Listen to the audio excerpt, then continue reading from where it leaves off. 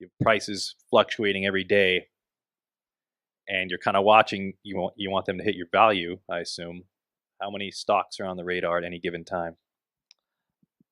Ben Graham would go into a grocery store, and and he would look for what was uh, the biggest discounted item, and then he would buy that and come out. And Charlie Munger will go into a grocery store, and he will look for what he loves, and then he will keep going back every day till what he loves is on sale, and then he'll buy it and come out. Clearly, the Munger approach is, I think, superior.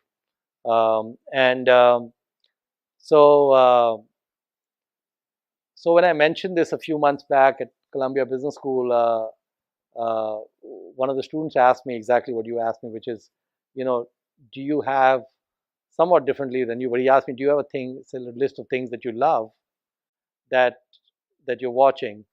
And I felt very sheepish in telling him that I didn't have such a list.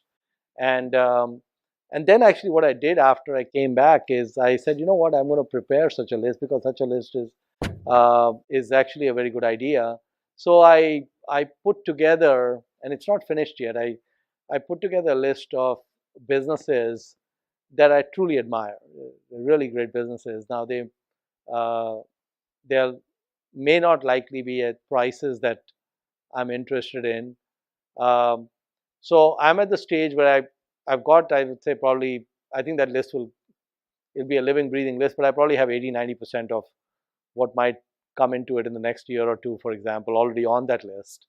I haven't gone through the motion of actually going through it versus present prices. What I was going to do is one of those things, either automated with like a Capital IQ feed or something where I can pull triggers in, which is not my normal modus operandi. Or the second is that when there's dislocations, um, then go in. And actually, I missed one. So, for example, February 8th, I was actually in India on February 8th, but February 8th was a great day to buy a few things because we had some, there was just, and it just was for a couple of days when the indices really tanked and a lot of things tanked a decent amount. And actually, looking back, there were things at that point at prices that I would like to buy now, but they're not at those prices anymore. And so I missed it. And part of the reason I missed it is because I wasn't paying as close an attention as I should.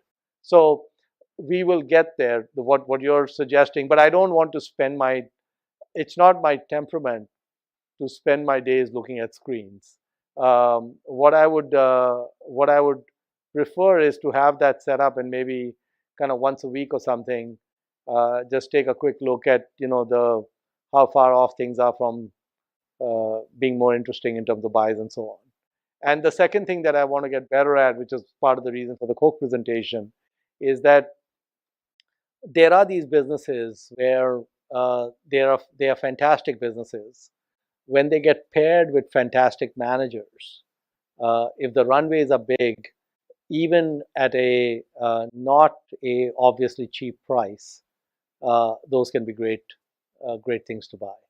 And that's a lesson that has not been seared in because I'm a bargain hunter, and so I need to sear in the lesson that you pay up sometimes, and then take it from there. So